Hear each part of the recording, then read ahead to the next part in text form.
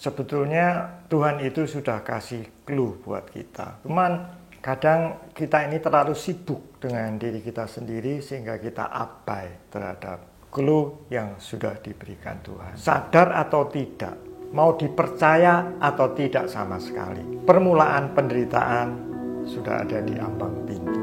Mari kita belajar bersama-sama.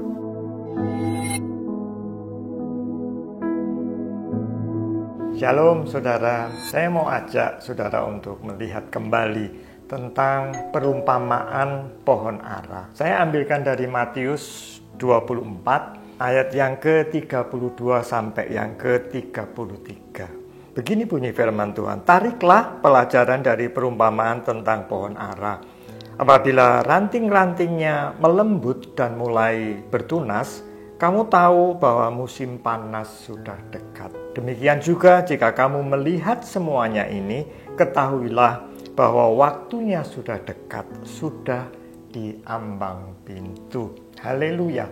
Pohon ara seperti yang saudara lihat di screen, itu satu pohon yang unik. Buahnya itu menempel di batangnya. Saat musim dingin, pohon ara ini daunnya mulai berguguran.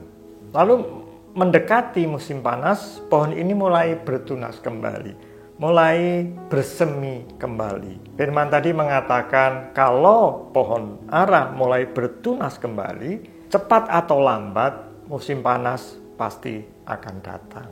Perumpamaan pohon ara ini dituliskan di satu perikop yang namanya permulaan penderitaan. Pengajaran ini adalah pengajaran yang spesial, Bapak Ibu Saudara, karena pengajaran ini tidak disampaikan oleh Tuhan Yesus kepada orang banyak atau kepada 12 muridnya pun tidak. Kalau kita lihat di Markus, pengajaran ini hanya disampaikan kepada 4 orang yang paling loyal kepada Tuhan Yesus. Dari Markus 13 ayat yang ketiga, saya bacakan. Ketika Yesus duduk di atas bukit Zaitun, berhadapan dengan Bait Allah, Petrus, Yakobus, Yohanes, dan Andreas bertanya sendirian kepadanya. Saya dan Bapak Ibu Saudara adalah orang-orang yang beruntung karena mendengar pengajaran tentang pohon ara ini. Sesungguhnya ini adalah suatu clue dari Tuhan tentang permulaan penderitaan. Saya bacakan Matius 24 ayat yang ke-6 sampai yang ke-8.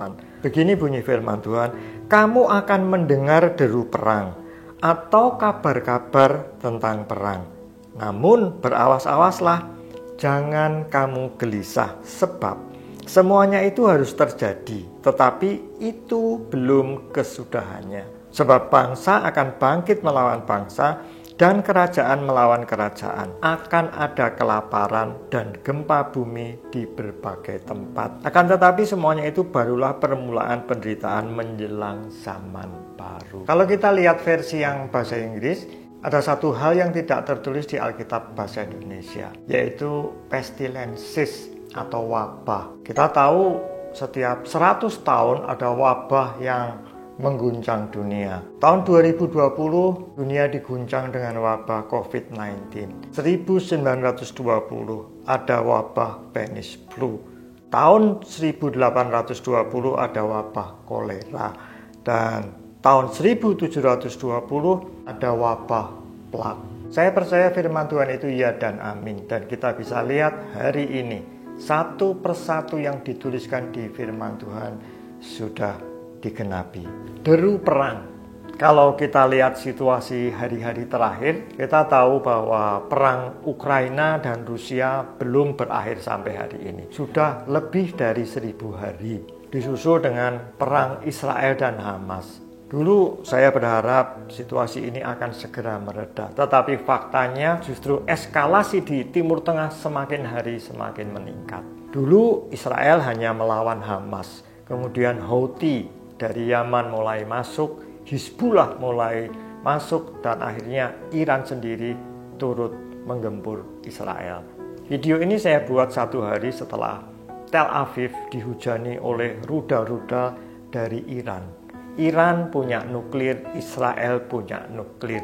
Kalau keadaan semakin mendesak, bukan tidak mungkin mereka mempergunakan nuklir mereka.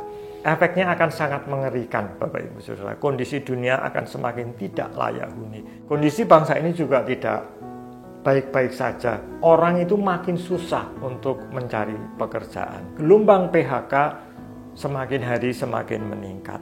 Disebutkan di satu media, pengangguran di DKI Jakarta meningkat sebesar 1000%. Bahkan di Babel naik sampai 4000%.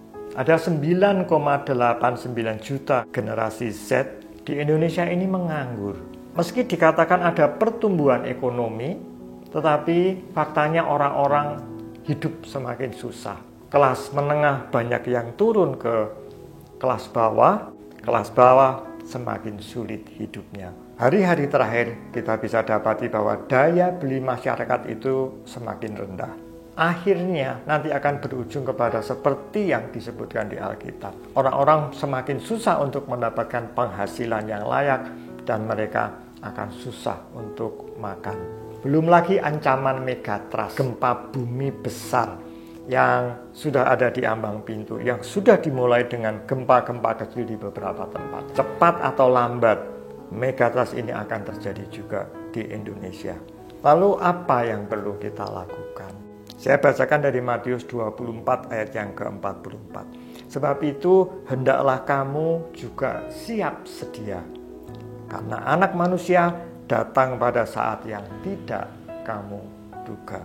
Saudara, hari ini saya mau mengajak, kalau hari-hari terakhir kita ini disibukkan oleh aktivitas-aktivitas duniawi, ya itu memang tidak salah, karena selama kita hidup di dunia, kita perlu bekerja, kita perlu mendapatkan uang untuk menjamin kelangsungan hidup kita.